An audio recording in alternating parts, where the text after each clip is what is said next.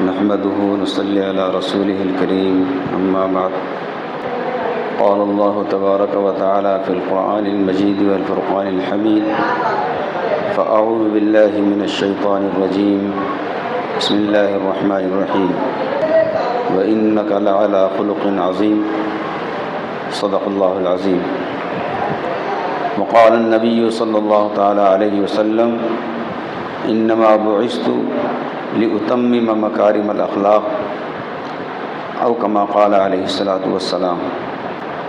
حضرات علماء کرام اور جامعہ کی معلمات اور متعلمات، حاضرین، یہ کوئی تفصیلی بیان کا موقع نہیں ہے۔ یوم آزادی کے دن کچھ چیزیں عرض کی جاتی ہیں، اس کو یاد کیا جاتا ہے، اور ہمارے یہاں جامعہ میں بچوں کے لیے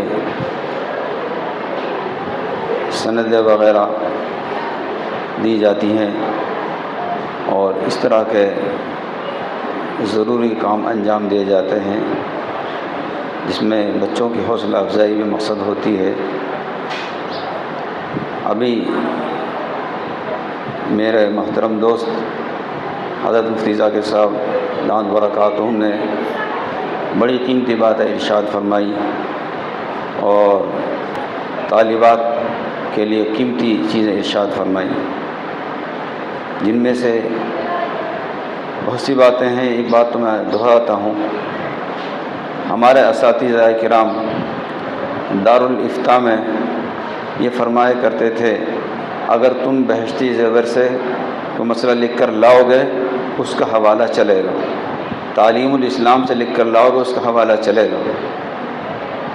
ہم ان دو کتابوں کو سرسری نہیں سمجھ سکتے، ان سے ہمارا بہت گہرا تعلق ہونا چاہیے، اور خاص طور پر بہشتی زیور میں تو مخاطب مستورات کو کیا گیا ہے، حالانکہ عام طور پر جو مسائل ہیں وہ دونوں کے لیے ہیں، لیکن مخاطب اس میں مستورات کو کیا گیا ہے۔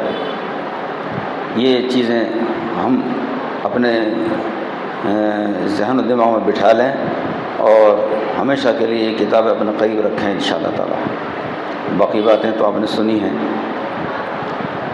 میں ایک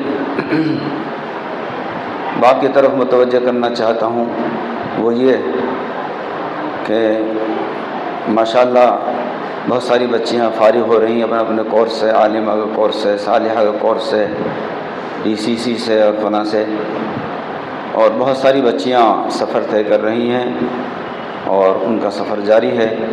اللہ تعالیٰ اس کو پایہ تکمیل تک پہنچائے۔ بچوں میں ایک بات عرض کر رہا ہوں، آپ جامعہ سے رخصت ہو رہے ہیں، آپ جہاں بھی جائیں گے، جہاں بھی رہیں گے، شاید کہ آپ سے کوئی بخاری شریف کھلوا کر نہیں پڑھوائے گا، ترمذی شریف نہیں پڑھوائے گا اور دیگر کتابیں نہیں پڑھوائے گا، یا آپ سے کوئی علمی صلاحیت کے بارے میں نہیں پوچھے گا زیادہ، لیکن ایک چیز ہے جس کا امتحان ابھی سے ہوگا، وہ چیز ہے حسن اخلاق۔ آج الحمدللہ عالموں کی کمی نہیں ہے، عالماؤں کی کمی نہیں ہے، مفتیوں کی کمی نہیں ہے، حافظوں کی کمی نہیں ہے، قاریوں کی کمی نہیں ہے۔ ہر طبقے کے لوگ دنیاوی اعتبار سے، وکیل حضرات کو دیکھو، جج کو دیکھو، بہت ہیں، لیکن افسوس کے ساتھ میں بات عرض کر رہا ہوں، آج اگر کمی ہے تو حسن اخلاق کی کمی ہے۔ جہاں بھی آپ جائیں گے کوئی آپ سے یہ نہیں پوچھے گا کہ آپ عالمہ ہیں، فاضلہ ہیں، کیا ہیں، آپ کے اخلاق کو دیکھے گا۔ اس لیے ہم چاہے اپنے گھر میں ہوں ماں باپ کے ساتھ، چاہے ہماری شادی ہونے کے بعد اپنے دوسرے گھر پر ہوں، اپنے شوہر کے ساتھ ہوں، ہر جگہ ہمیں حسن اخلاق کو ہاتھ سے نہیں چھوڑنا ہے۔ حضرت نبی اکرم صلی اللہ علیہ وسلم کو وہ حسن اخلاق کی دولت ملی تھی۔ آخر کیا بات تھی؟ جو حدیث میں یہ واقعہ آیا ہے، حضرت انس رضی اللہ تعالی عنہ نے حضور پاک صلی اللہ علیہ وسلم کی 10 سال خدمت فرمائی۔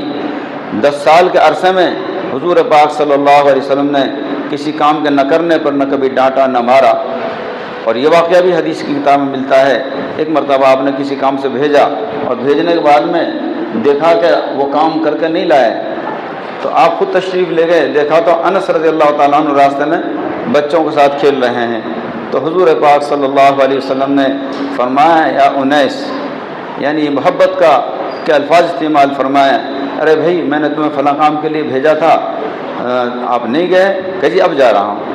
اس طرح کے کئی واقعات ہیں ان کے، تو لیکن آپ نے ڈانٹا نہیں، مارا نہیں۔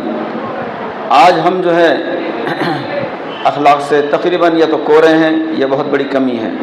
میں اپنی بھی بات کر رہا ہوں۔ حضرت نبی اکرم صلی اللہ علیہ وسلم نے ارشاد فرمایا، خیرکم خیرکم لأہلکم وانا خیرکم لأہلی، تم میں سب سے بااخلاق، سب سے بہتر وہ آدمی ہیں جو اپنے گھر والوں کے لیے اچھا ہو، اور میں تم سب میں اپنے گھر والوں کے لیے اچھا ہوں۔ آج ہم حسن اخلاق کا ڈنکا بجاتے ہیں، باہر جا کر اسٹیجوں میں بیٹھ کر ملاقاتوں میں اپنے گھر میں بد اخلاق ہیں، گھر میں گالیاں بک رہے ہیں، اور مرد ہیں تو جو ہے عورتوں کو ستا رہے ہیں، پریشان کر رہے ہیں، مار رہے ہیں، منمانی کر رہے ہیں، اور اگر عورتیں ہیں تو گھر میں زبان درازیاں کر رہی ہیں، چاہے شوہر کے سامنے یا بھائیوں کے ماں باپ کے سامنے۔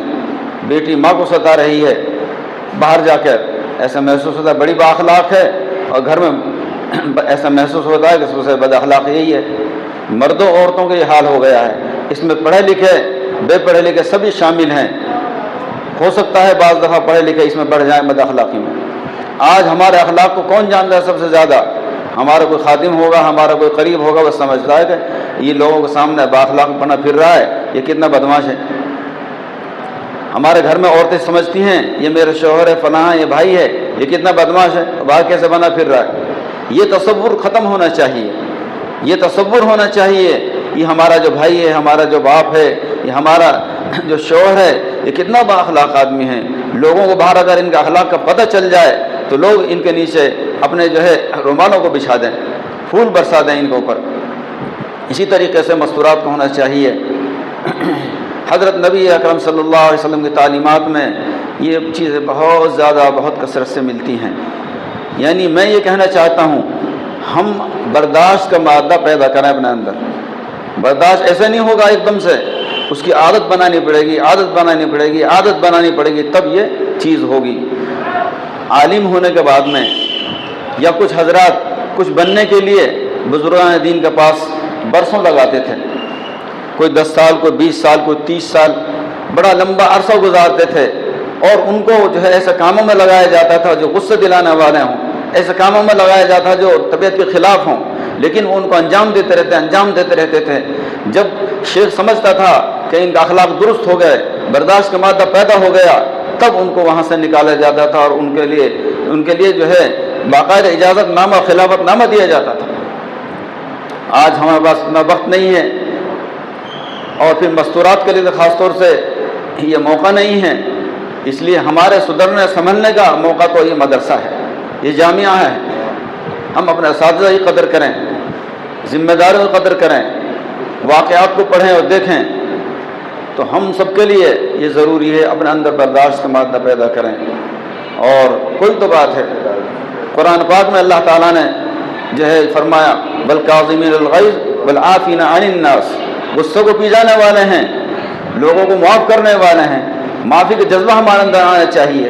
کوئی تو بات ہے، قرآن تو کہتا ہے وَلَا تُصَعِّرْ خَدَّكَ لِلنَّاسِ وَلَا تَمْشِ فِي الْأَرْضِ مَرَحًا، لوگوں سے جو تم بات کرو تو اپنے رخساروں کو ٹیڑھا مت کرو، ٹیڑھا منہ کر کے بات مت کرو۔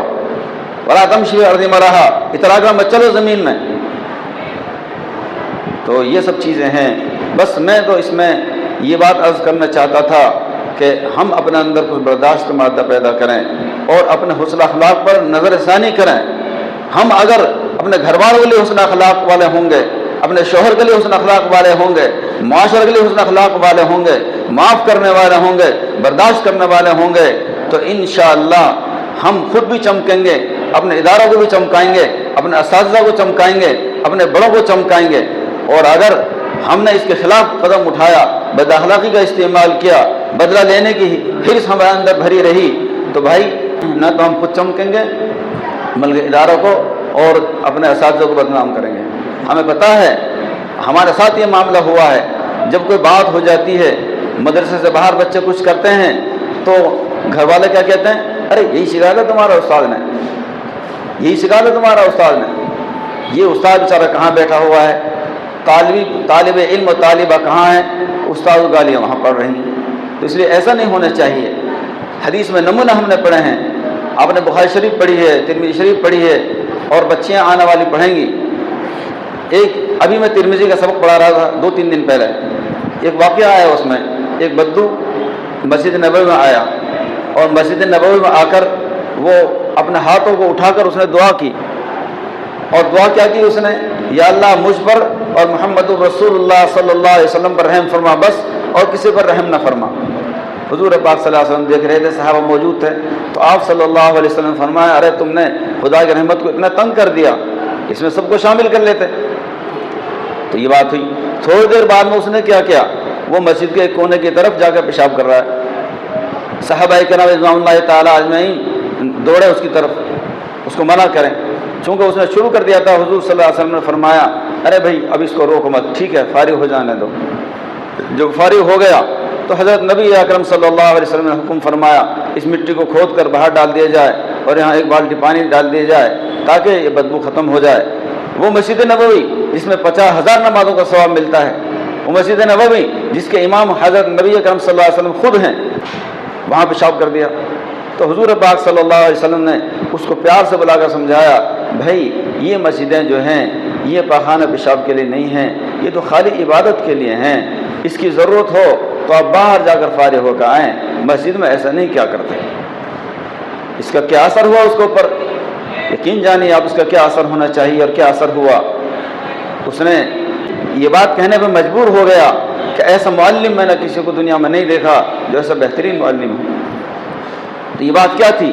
یہ برداشت کا مادہ سکھانا تھا ہمارے لیے۔ اس قسم کے بہت سے واقعات حدیث میں ملتے ہیں۔